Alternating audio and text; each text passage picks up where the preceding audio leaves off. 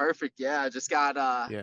I just got some honey from the Ramakrishna monastery. So this Okay. is it's called like holy honey. Like it's an area where they can't spray like glyphosates or anything over the land. So it's they consider it holy honey. You know, it's like it's a lot of people head out there to go get it because it's in high demand and it's local, raw, organic, good stuff. Damn, that's fire. So yeah, I heard that actually a lot of the honey you get in stores is like not even the real deal. Have you heard that? Yeah, a lot of it isn't the real deal because a lot of it like the glyphosates in it are actually like a carcinogen, and then it's super bad for you. So you think you're getting something that's good for you, or it's not local, it's not raw. So because it's not local or raw, a lot of like the pollens in the air that's around you helps to fight off like allergies and the fruit and everything that you get um, from your surroundings has like all the stuff in it in the area to help fight off like allergens and things that try to harm you. Yeah. Okay. So where can we get some of that then? If like I wanted to get some, can you buy it online or you got to drive somewhere for that? Yeah, so you go into the mountains over by Tribuco Canyon and you get it at the Ramakrishna Monastery. Oh, dude, no way. You're in Tribuco Canyon, like in Orange County area? Yeah. Fuck, dude, I'm over here in Aliso Viejo right now. Oh, really? Nice. Yeah, Yeah, bro. Yeah, it's man. right there. Yeah, Oh shit. Okay, I Tribuco. thought you were out in Vegas somewhere. No, no. So I train over in Vegas, up at like 10th Planet Las Vegas, and then me and my boxing coach will go out to the Performance Institute because he's working with Raul Rosas Jr. And his whole family right now. And as well, so we go over there and cross train and get different looks and whatnot. But no, I'm in Okay, California, got you. bro. And where are you training at? I'm training Go at ahead. Real Boxing Champions Club, and then Okay. I'm probably gonna start training with my boy Chris Coley, who's an absolute savage, like WBC Muay Thai champion, nasty with And it. that's out in LA too?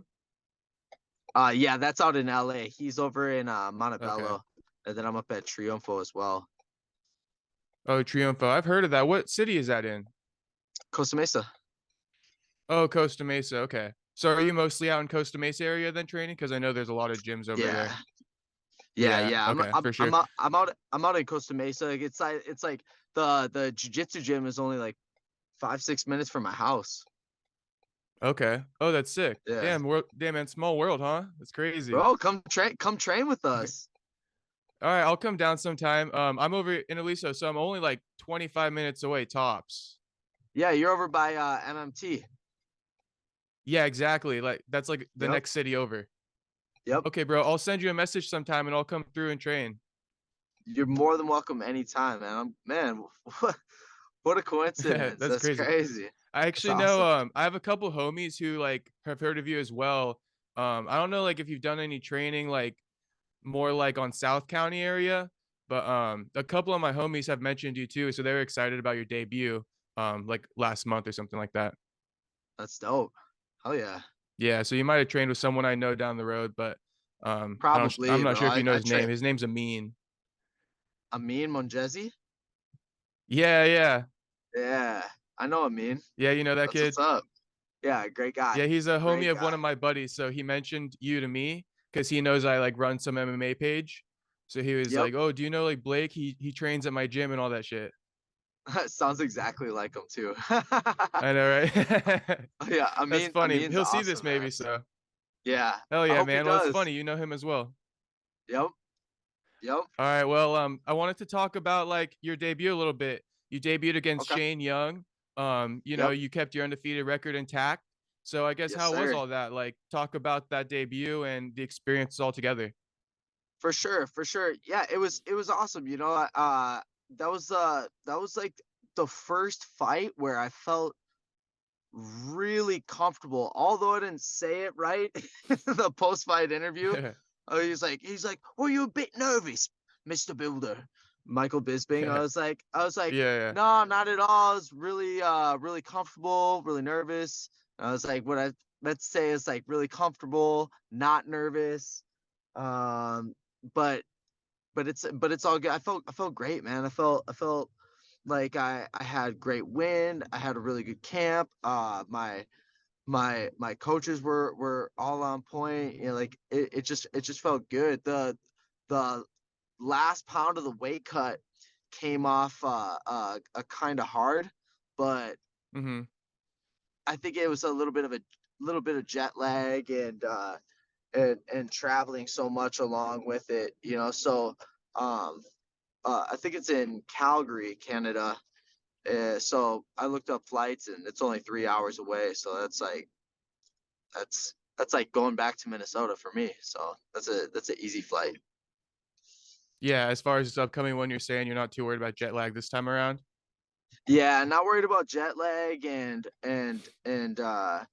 you know, traveling 20 hours, like it's 13 and a half hours from LAX to Brisbane. And then from Brisbane, it's like five and a half hours. It's like traveling from New York to LAX. Like like Yeah. Australia's really big, you know, so it was good, man. I had my buddy in my corner. I had Coach Adam from Sub Fighter in my corner, and I had Flame in my corner, you know. So uh we were just having a lot of fun, man, just really enjoying it and just really embracing uh like all the blessings that are coming our way and all the opportunities, you know. I've believed that I've been number one for a while, and I got the opportunity to go against a UFC veteran who went against Volkanovski, and he did more damage on Volkanovski than he did to me. He didn't really even touch me too much, and I got to display, you know, and showcase my striking skills. And there was a lot of critics and a lot of journalists that were saying, "Man, there's no way that Blake can beat Shane Young standing up. You know, the only chance he's got is taking this thing to the ground and beating him." And you know, if it's a great feeling when he's training at City Kickboxing, is which is a highly touted, highly respected gym, and Yeah.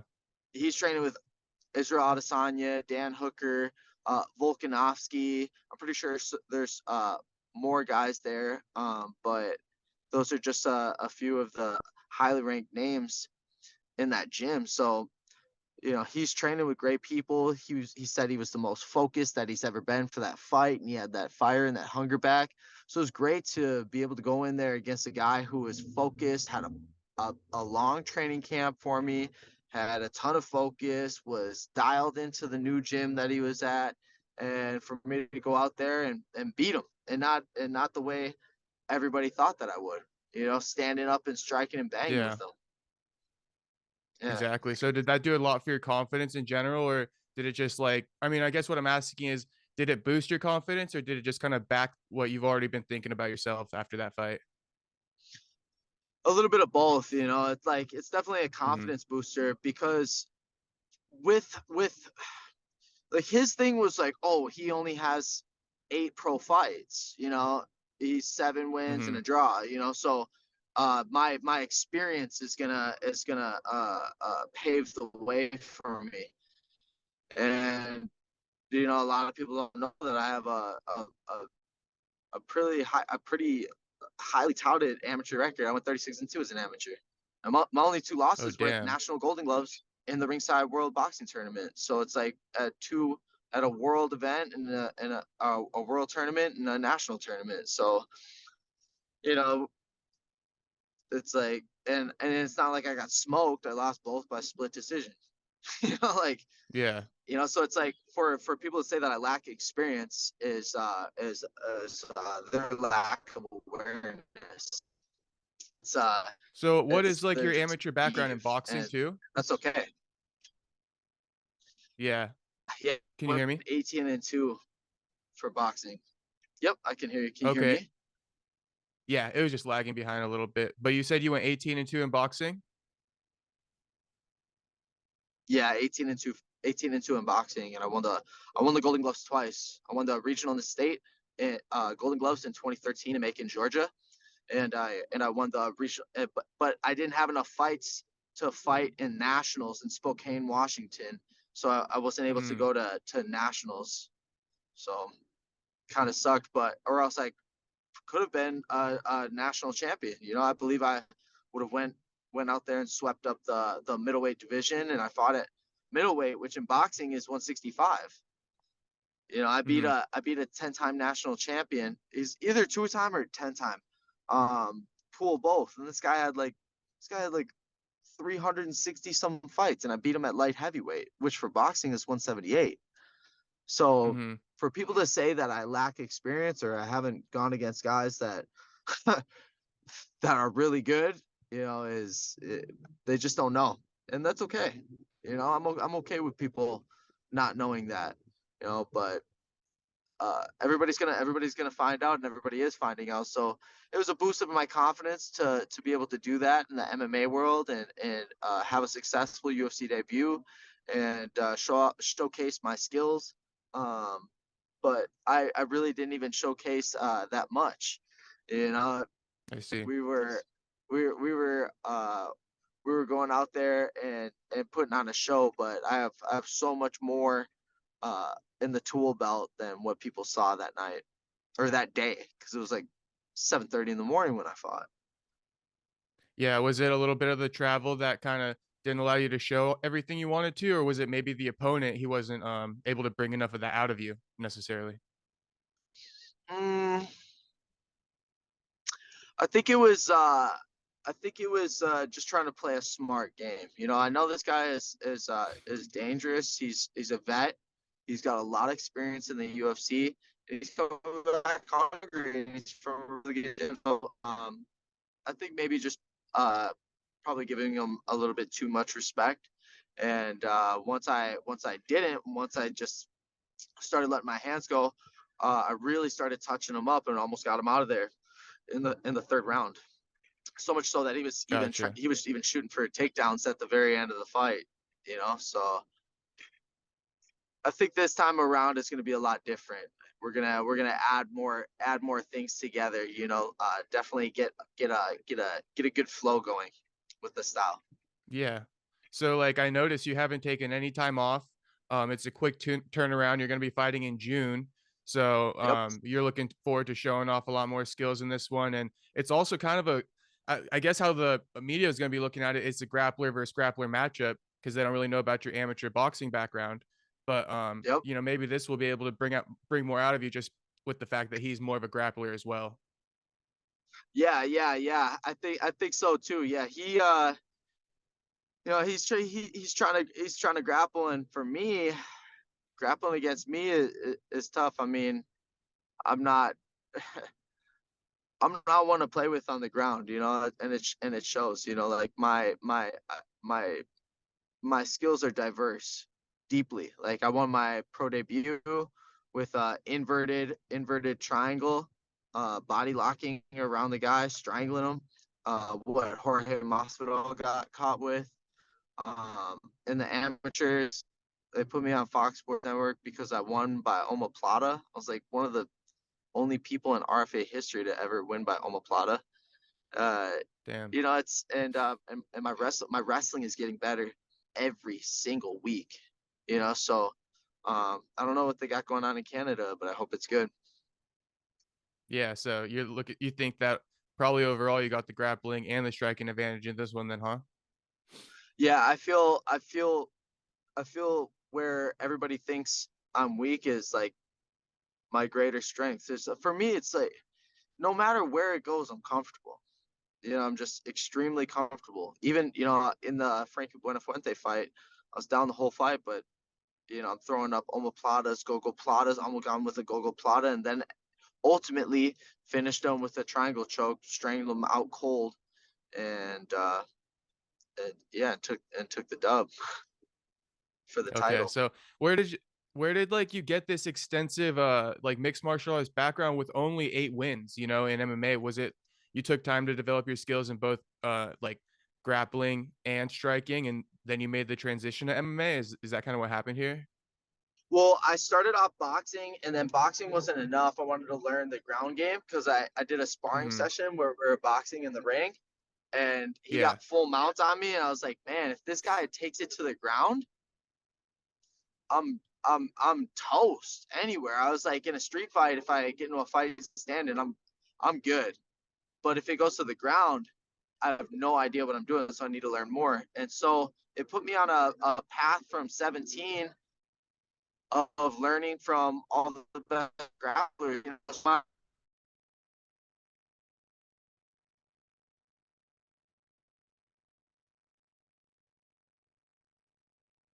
And and I kind of for a while, and you could see it in my MMA fights. You know, like a blast double is good, and then from working with Adam Lynn up at Subfighter against um, hit judo black belts. I've traveled over to the Philippines and learned judo. I've traveled all around the this country and all around the world, and just learned from many different styles, and just picked up little things and made them my own. Dang. So after you graduated high school, then you just picked up martial arts immediately after? Yeah, while I was in high Yeah. school, I wanted to play on the football team, but I got in too much trouble. I got a bunch of uh, I was just getting in a bunch of trouble, so they wouldn't let me play on the team. They'd let me go to practice. They'd let me sit on the sidelines and watch the game, but they wouldn't let me play. So I was like, "What's the point of this? You know, are you gonna have a smoking hot dime of a girl and but you can only talk on the phone?" Hmm. It's like I'm good. It's like drinking decaf Yeah. So coffee that's all how year you round. found. You know? Yeah. So then you just started training outside of like school, then how you're like done with the kind of like recreational sports from there. Yeah, yeah. My buddy got into a fight uh, at school with this kid who had just started boxing. His name was Manuel Contreras Jr. And he beat the brakes off my friend. And then I beat him up because he beat up my friend.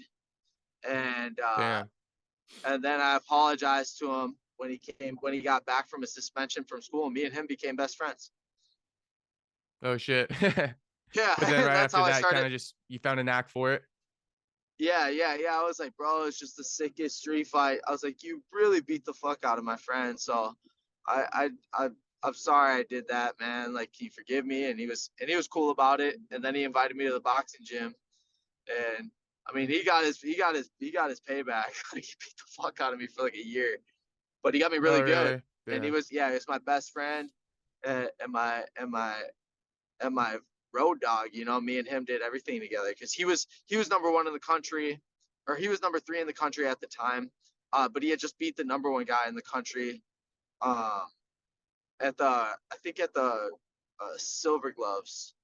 Yeah, because we were still in high school. So yeah, he was an absolute menace. He's like 6'4", Mexican, Native American, German full, but he looked like a just like a tall white boy, blonde hair, blue eyes, but he's a fucking mean motherfucker, man. The baddest one of the baddest motherfuckers, uh, even even to this day. Damn. So this guy was kind of training on the side a little bit, like whooped your friend, and then you had no training. You came in and whooped him. Yeah, but I didn't box with him. I saw what he just did to my friend, so I didn't want none of that. So I just put him Yeah. in So a you just head took and him down or something. yeah, I got him in a head and arm choke and hip tossed him, and then threw like some punches and yelled to everybody. I was like, "What you want? What you want?" And everybody's yelling for bows, so I started throwing some elbows. Damn. How And did it get he broken up? was actually The proctors came in. well, he was pretty merciful on me. I'll say this, bro. He could have kicked my ass because I was throwing elbows and he grabbed around me and like we started rolling and he actually got behind me like in a referee's position and I was like, oh man, this guy's gonna fuck me up. And he was like, hey, I don't want to fight you. I was like, all right, look tough. You know? So I was like, all right, get off me. And he's like, I don't want to fight you. I was like, get the fuck off me. And and then he pushed me away and started walking away. And so I recognized that he could have like just came behind him, bop, bop, just started landing clean shots. So I was exhausted by that time. And man, I mean, I'm pretty sure he was exhausted too. He just beat the shit out of my friend. Uh, Yeah. but Oh, yeah, back to he back. was I see. he was merciful on me. I was kind of a dick for that, but I apologize. It's like my bad, bro. Like, but you completely wrecked my friend, bro. Like, and then later on, he was like, it's all good. I probably would have done the same. I was like, really? And he's like, Yeah. yeah. I was like, all right, cool, cool, cool.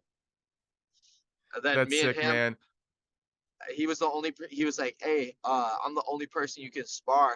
He's like, he's like, I don't want you sparring with nobody else. I don't want you. You can learn from some people, but he's like, only me and you sparring. I was like, why? He's like, because when you're new, you gotta watch your spirit. And he's like, and if somebody comes in here and like tease off on you and like goes crazy, it's gonna take your spirit away, and you're not gonna want to box anymore. I was like, That's damn. interesting. I was like, all right, cool, yeah, I'm down. And he's like, all right, so just me and you. And fuck, man. So he'd work with me sometimes, and then sometimes like just fuck, man. My lips would be all busted up on the inside. I still got scar tissue. My lips can. I mean, he fucking hit like a mule, and my nose be all busted up. But I mean, you had to go through these things, like tough lessons sometimes in the beginning. And he'd always tell me what I was doing wrong, what I was doing right. And he was like the only one that would work with me. None of the coaches would really work with me. Nobody really liked me in that gym, to be honest. Seems like the boxing gyms are a little harder to get like started in than like maybe a grappling gym. Yeah, boxing gym, it like, especially like back in the day, bro. It's not like it is now. It's like, bro, Hmm. when I walked in there, like they called me a faggot, like they didn't like me, like told me to get out, like it was harsh, it was brutal, Damn. and like there's some people that hear it now and be like, whoa, what. It's like, yeah, man, it was just like that. Like you walk into a gym and you're not welcome. Like, no, we don't want you here. Get the fuck out. And then, like, even the coaches are like, Manny, what the fuck? Who the fuck did you bring in? And I'm like, Jesus Christ, like, and like I dealt with that every day I went in there. So it's just like I'm constantly going somewhere where they don't want me. It was the craziest Yeah. thing. But I You just kept think going that because kind of I like was, added to you a little bit? Your resilience or yeah, something like that? Yeah. big time, because they made fun of me like all the time. And then I just kept showing up, and he's like, man, we just can't fucking get rid of you, can we? The head coach. And I was like, and I just look at him. I'm like, nah, man. And I respected him so much. And I just, for me, bro, I looked around and I just saw all these people that were larger than life. These big Hmm. personalities, man. They had like this, I don't know. It's like they had, like, you ever get around somebody and you just feel their aura, like there's just like something about it, like, damn, I don't know what it is about this person, but they just got it going on. Whatever it is, they have it.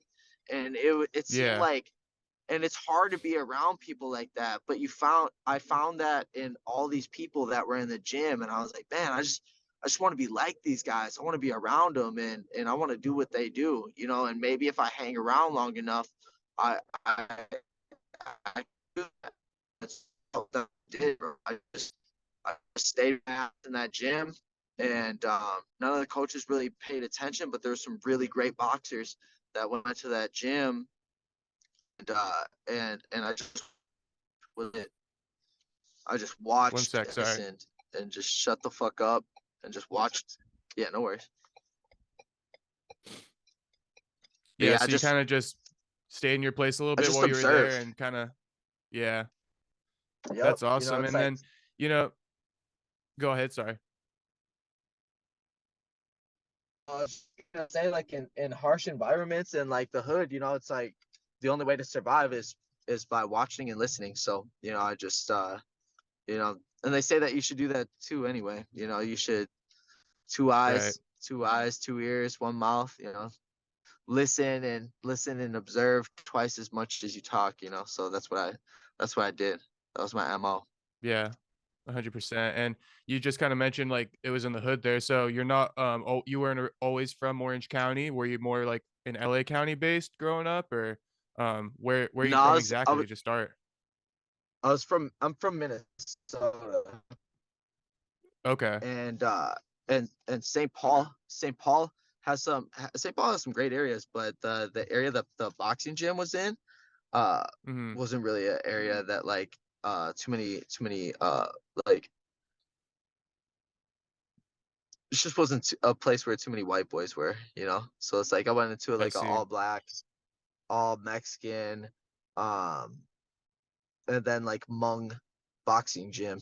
So immediately like it's like I'm the minority. And for me, Yeah, I'm cool with that. I don't see color. I see the content of somebody's character. You know, that's what I look for. I don't 100%, look yeah. for I don't look for color, and I don't judge people on that. I judge people on the content of their character. Nice, man. And so growing up in Minnesota then, what was it kinda like for you? Like, what was your upbringing like?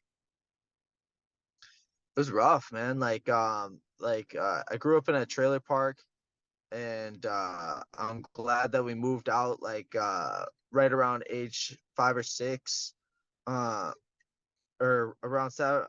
I moved before I was 7, and I'm glad because they say that your subconscious mind is programmed 0 to 7, and I'm like, man, if I would have stayed around there, it would have been like some asshole that would have been like, oh, you're trailer trash, and and you're so prone to that, and people have so much childhood traumas that sometimes or just information received that sometimes you carry that information into adulthood.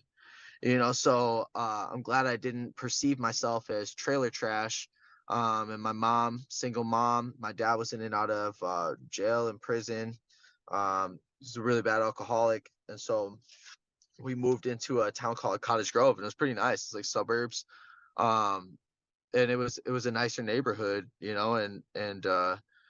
And we lived there till I was like 21, and then my mom moved to Georgia, and I stayed. But I had a good upbringing, but there was a lot of chaos. Like my mom was a really good mom. My mom was a saint. But there was just a lot of chaos that happened growing up, with drinking and drugs, and just the men that my mom dated. A lot of them were, uh, you know, uh, a lot of them were like, and gangsters, and they lived that Mhm. thug life, and a lot of them went to prison. A lot of them did some wild shit while they lived at my house. So um we were always just outcast in that neighborhood. It seemed, and a lot of it, we put on ourselves, and a lot of it, we were just doing our best to change. My mom was a great mom. She was just a kid raising kids, and when you want to be loved so bad, sometimes you'll accept love from anybody, and sometimes that love that you accept isn't loving back, and it's looking out for its own Yeah. self-interest. So I learned a lot from that growing up, and my mom had my little brother who's no longer with us, God rest his soul. But even for him, it's different because his brothers and his mom are white, but he's half black, and then it's like in an all predominantly white neighborhood. So I think he felt like outcast as well. It was just different. It was just different. Yeah. So there's, like, a Like, lot there that I wanna kinda yeah, my ask you dad. about real quick, if you don't mind. Yeah, for sure. So, yeah, I mean, like, it sounds like, I kinda understand where you're coming from with your mom a little bit, like, she was a great mom, right? And she always took care of you. So it's not like she doesn't care. Sometimes there are other things that kind of attracts people to be in these relationships. Like you said, she might have just been looking for love, even though she loved, her Exactly. sons, right? Of So I course. hear you on that. It's nice that you kind of are able to understand that and like not hold any resentment in that sense. But you Exactly. you mentioned that you're like a little bit of an outcast too growing up, and I think that MMA, it just has a way of like bringing in people who like are looking for a place in a sense, like a place of community or something like that. So is that kind of what got you into the martial arts in general? Is like that whole kind of feeling like an outcast and trying to find your place? And then I also want to ask about your brother after that. Yeah, so it's like growing up, right? I'm around all these guys, like they're drug dealers. It's like, yo, where's Boo? And it's like, oh, he went on vacation. It's like, what? He went on vacation? Like, where is it? And I just didn't even ask questions. I was just like, whatever. All right, he's just not here anymore. But really, Mhm, Boo ended up doing 12 years in the Texas penitentiary, conspiracy to drug trafficking, because and who's just Boo, just by the way? crazy. Sorry. Boo was my he wasn't like my stepdad, but he was like my stepdad. He was like one of the only boyfriends that my mom had that really like called me and my brothers his son, and took us in, and took us to where he's from, on the south side of Chicago, over by Garfield Park. I think it was like near O Block, where like King Von and all those guys were. But I mean, Mhm, it was rough, like definitely don't want to go there alone. And and he was gang affiliated. He's a Blackstone. And so um it was just like learning about him, and just seeing where he came from, and he brought us to where he was from. And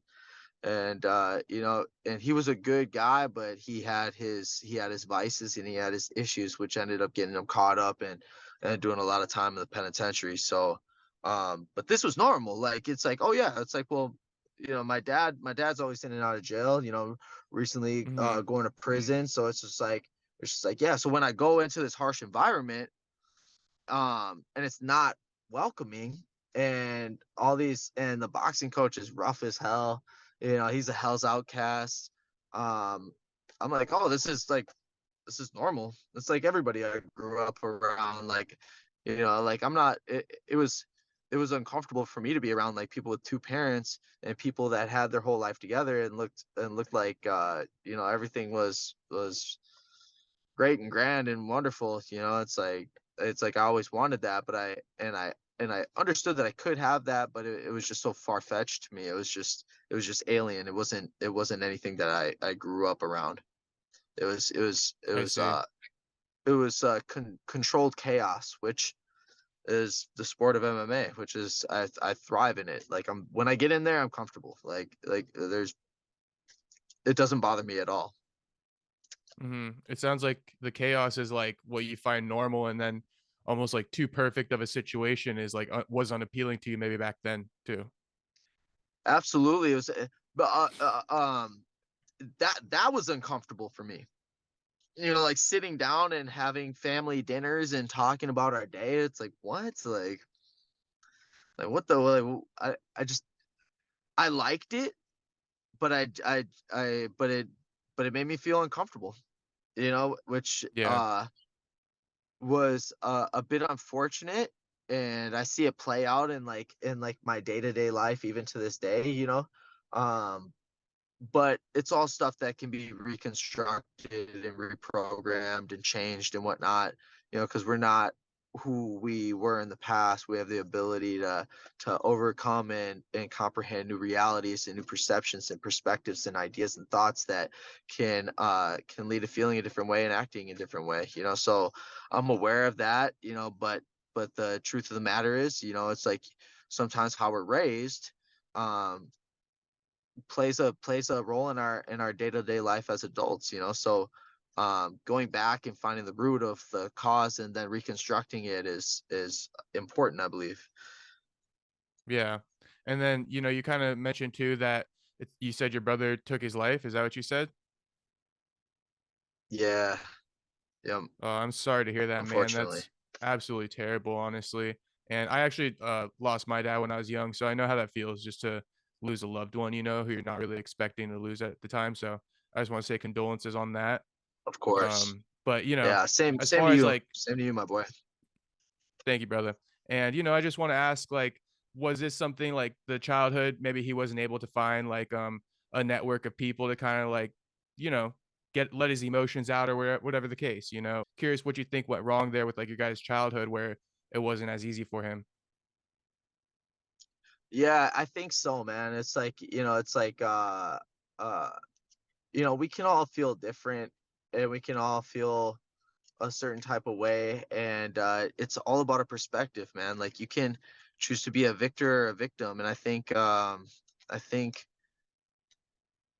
I think sometimes, like, we have to really be mindful of our thoughts, because if we start feeling like a victim, then we feel like the whole world is against us. And I feel like he had a little bit too much of a victim mentality, and growing up, and he's trying to fit in, but he was like slower than the other kids. And I mean, he was a good guy, but when I think about his life, it just makes me sad sometimes, because he tried so hard, and he was he was trying to be accepted and trying to make it. But I think he was just very overwhelmed. And it's like, when he took his own life, like, the friends that he had around him, like, he lived in a trailer park at the time. And I wanted a couple of his hoodies, so I could wear, like.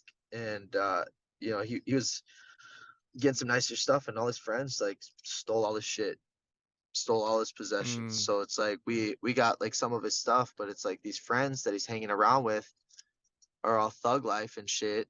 And oh yeah, write this bad check, and like talking him into taking the easy route. And he just got caught up with the wrong people, man. And then these people, like, there's so many people in life. I don't know. It's all about how you look at it, but there's some people in life, man, that will just shake your hand, pat you on the back, and lead you into the slaughterhouse. And that's what happened to him. And it's devastating, man. It's fucking brutal. It's like you're trying to you're trying to make it through the world, and you got some people that are just like, just, hey, look over here, while they're stabbing you in the back. And just to know that he got all his stuff taken by his so-called friends is just like, it's just disgusting, bro. mhm. It's something that's hard to comprehend sometimes. So sometimes it's hard for me to this day to trust people, and to want to be around people, but definitely what it's done for me is, like, focus my attention on my path, and make sure that I'm staying on my grind, and doing my due diligence to be the best person that I can be, and to also, forgive those who were condemning to him, and forgive those who did that, because they just might not know any other way. Yeah, no, I hear you, man. And that's good that you're kind of looking to, make a better life for yourself. And then how much does this just motivate you? Because, I know that pain can be a huge motivator. And to want to make something better out of your brother's life too. How much are you just kind of Yeah. using all this pain and stuff and this energy to kind of propel you to achieve great things in sport and hopefully become a champion and stuff like that?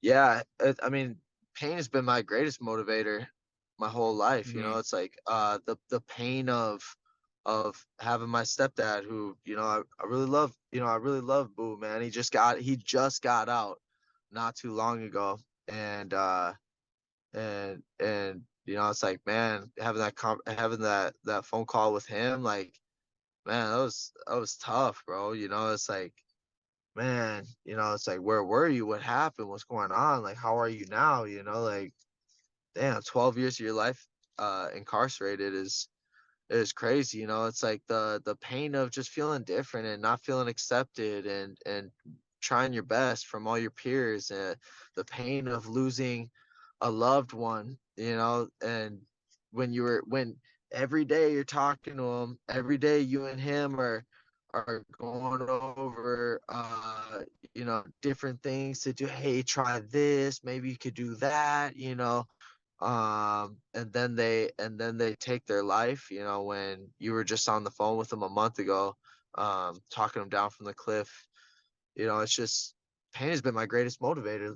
Having heartbreaks, and after I got my heart broken is when I became when I started fighting more. And then the second time I got my heart broken, I won three titles that year. So Yeah.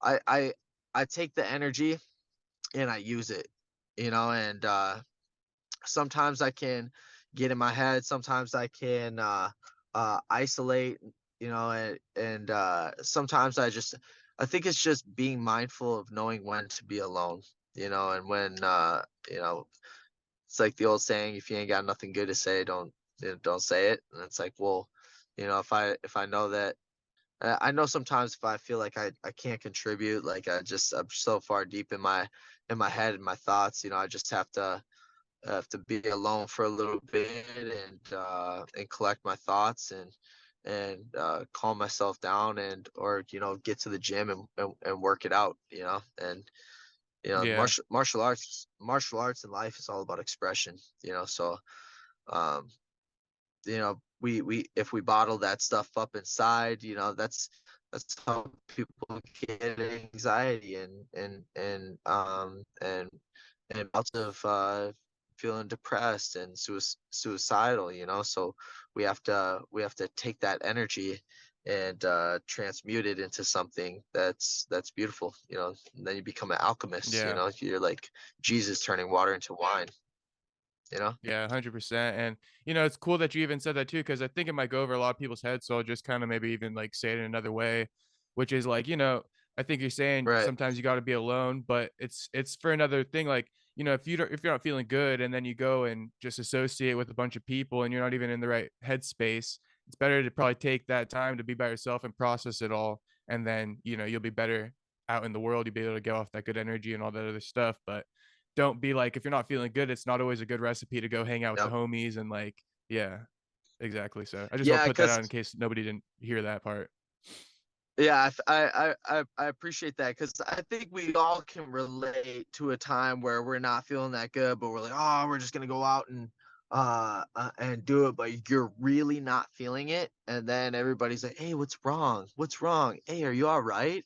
And fuck, that just like pushes you deeper into your head sometimes, I think it's like this, John Lennon said it best when he said this, there's no problems, only solutions in life, so if we stay focused on a problem, you're gonna be one of those problem people. But if you stay focused on the solution, I think you'll find the answer to your problems, and things will clear up. But you got to be willing to take the action, and want to change it. If you're stuck in your shit and you're like, well, I'm in a bad mood, da da da da da, I'm just like this, then sometimes it's best to just be alone. Intentional isolation, prayer, meditation, and fasting are all ways the our ancestors used um, to connect spiritually and to help enlighten themselves, and I think that's important as well. So I just look at the common denominator between what the people in the past did, Stoics and great philosophers, and people who left a lasting impact in life did, and I try to mimic that. Yeah, 100%. Sean O'Malley talks a lot about that. So I don't know if you listen to a lot of his shit, but he talks a lot about that too. Yeah, see, I mean, makes sense. It's Yeah. it's it's uh it's a cure, man. If you look at like, and I think a lot of people are sitting around and just like watching life go by on a TV, or on their phone, and then you realize you haven't done anything all day, and then you wonder why you're not feeling good, and a lot of people base it off a feel, but sometimes you have to act past your feelings. It's like, ask any fighter that you've interviewed or will interview, if they felt like fighting, even half the time that they fought. A lot of them, like, man, there's so much anxiety and so much stress, and sometimes you get sick before a fight, and sometimes you have a bad weight cut, and sometimes you're out of shape, sometimes you took a short notice. There's all these factors that go into it. So sometimes, as much as you want to be a warrior and want to fight and want to do your thing, there's a lot of times where it's like, man, I'm just not feeling it today. And if you got a guy who is feeling it that day, it's like, that's a scary thing. Yeah, But 100%. you have to push past those feelings of anxiety and stress and worry and doubt, and you have to take action regardless. And when you can do this, it tricks your mind into, like, I remember after so many fights being like, man, I can't believe I did that. I was always so surprised and so shocked, because I've had such past programming of people just saying, like, of people telling me who I wasn't, versus who I was or who I could be. So Mm, many people that try to instill fear and instill doubt in you. It's like, and these are just, we don't blame those people. It's just who they are. Everybody knows yeah, somebody that, yeah. like, no matter what, they always just kind of got this attitude of uh of of pessimism or of doubt or of fear and worry, and it's just who they are. So I just listen to the sources of information that I respect, and what I want to be like. So it's like, um I listen to people who uh aren't depressed and don't have doubt, because I don't want to be depressed or have doubt. I like listening to people with absolute conviction. It's a superpower. And if you're going to be any way in life, why not believe in yourself to the utmost ability, and believe that you can do it, instead of loathing and fear and doubt and worry and sadness. It's nobody wants to be around that. If I went on this podcast or interview, and I'm like, hey, what's up, man? You'd be like, everybody would be like, what the, Mhm. like, people be worried. But if you bring some energy and you're like alive and well, and you're trying to give good value, and you're being honest, with your experience, and what you've gleaned from it, uh that's what sparks people's interest. That's what keeps people going, and it's more genuine, and the truth will always set you free. So, I think it's important for us to be like this, and consider the source in all we do. Right. Yeah, I think it's important as well. So I got three more for you because I see you sitting in the parking lot there, so I don't want to keep you waiting for too long. So I'll give you three questions, just kind of rapid fire it off. Are you doing all right so For far? You're not sure. like you're not overheating, are you? Oh no, I'm chilling, bro. I got the AC on. I'm in the gym parking lot, so I got a crazy treadmill routine that I do. I go and do that, and then on Sundays, typically the gyms are closed, so I come up here. Sometimes I'll do an open mat, but today I wanted to go to church, go get some honey from the monastery, and then just go hit the gym, and do my treadmill routine. They got a bag up there, so I hit the bag a little bit, whatnot. And I know a bunch of Okay. people here too. So Okay, hell yeah. So I got three more for you then, real quick. Number one is with everything that we just kind of talked about, and you probably do a lot of visualizing and stuff like that too. So what are you visualizing as far as like a better life for yourself, and probably like giving your mom a better life too, because you said she helped you out a lot when you were younger and was a great mom for you. So just kind of curious about like some of those goals you kind of envision when you're training and putting in work for your next fight. yeah, man, I just I envision a life where I'm moving towards my purpose every day. Like if I wake up and I don't train and I don't do the things that have helped me get to where I am, I feel lost. I feel confused. I just don't feel right inside my heart.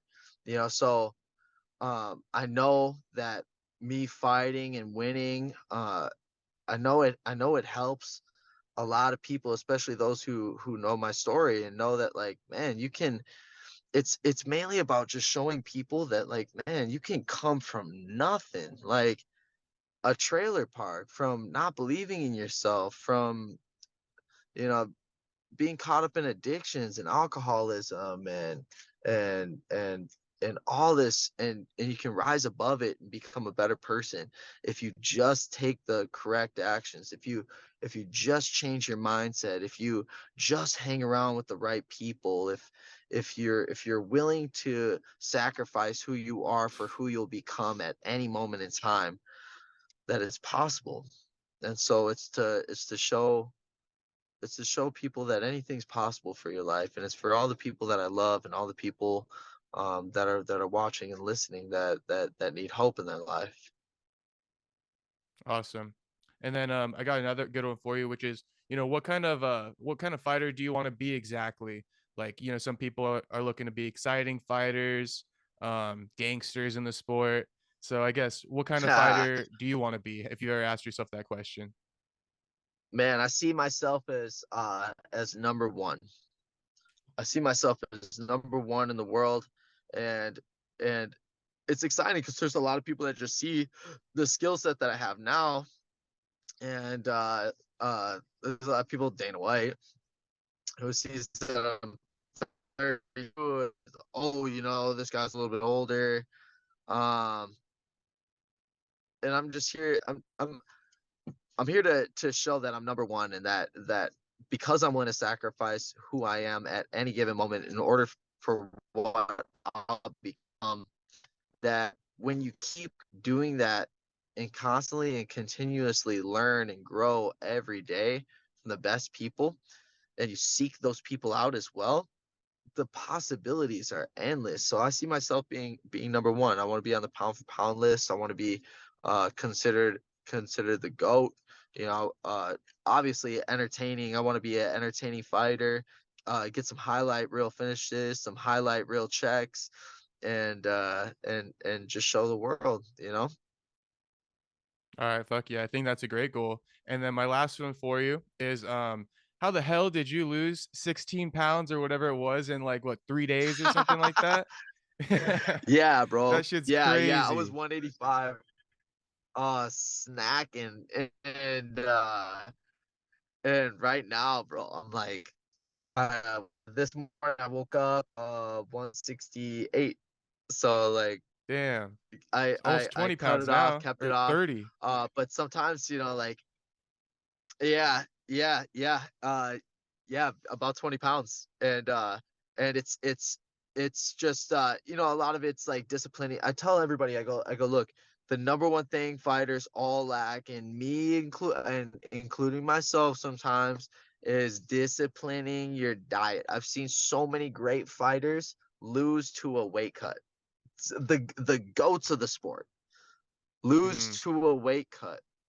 Khabib missed weight a few times. People forget that. That's why Yeah, he did. Ferguson called him tiramisu. So a lot of these guys lose to their weight cuts. When I saw Makachev, he would look rough at 3 in the morning when I went to go check on the official scale. But Yeah. disciplining your diet is so important, man. And sometimes, like, you're going through. I had like I had a few things going on where I had to rest up for a few days, so I had to I wasn't in the gym as much, so I put on a little bit of weight. But now making sure that I'm staying in the gym, doing my runs, and just staying disciplined on my work and on my diet. So uh it's definitely just doing like high intensity interval training, making sure that you're mindful of your nutrition, and it all just kind of comes together. Okay, awesome. So it sounds like a lot of discipline, but you also got to be putting in that work too, huh? You have to, like, people that say, "Oh yeah, I lost 20 pounds. I lost 20 pounds by just switching up my diet." It's like, all right, well, that's cool, but Nah, like you're missing the point. Like the benefits yeah. that you get from ripping up those muscle fibers and getting that sweat going, it's different. So you got to, and then also some people vice versa, all right, yeah, I'm working out 4 or 5 hours a day, but you're eating pizza and you're eating, like all these foods with all condiments and whatnot. Most people aren't even eating food; they're just eating condiments. It's like, Mhm. would you like It's some so pizza true with though. your ranch? you know, and we all So do it. true. We're all guilty of it, including You me. gotta lather it on, But yeah. but yeah, oh man, and it's so good, but it's such excess that when you start to eliminate that stuff, I mean, your body rewards you, your mind rewards you, your sleep rewards you. Like it shows up in your life in many ways, and you'll see it like right away. So inflammation, I believe, is like it's like a cancer. It's excess Yeah, that does not belong there. uh it's bad for us to be eating all the processed foods that we eat, and inflammation in our body is a sign that like you're being essentially gluttonous, and that your body isn't processing the food that you're putting in it correctly, and it doesn't know what to do with it, and it doesn't know where to transport it because it's like nutritionally deprived, and you have no minerals or anything in it. So I think getting that off, and staying hydrated is like something that you can do to bring back those superpowers in yourself, and you'll notice the effects right away. So I'm just mindful of it. I study I study everything, and I make sure that I'm on point with psychology, with nutrition, with training. I'm always learning and always growing, and I think that sets me apart from a lot of people. gotcha, man. Well, yeah, I think it shows in your performances too. Like I said, what is it, 9-0 now? But you got a lot of experience for only 9 fights. So it kind of shows that you're putting in the work when it comes to, like, outside of the gym, mental work and all that other stuff. But last one for you. You got a prediction at all for your upcoming fight? Yep. I predict that it's going to be a finish. I will finish him. Okay. No matter how it comes Yep. on the ground or on the feet, gonna be finish. Yeah, yeah, yeah. I mean, only God knows, but I feel as though I will finish him.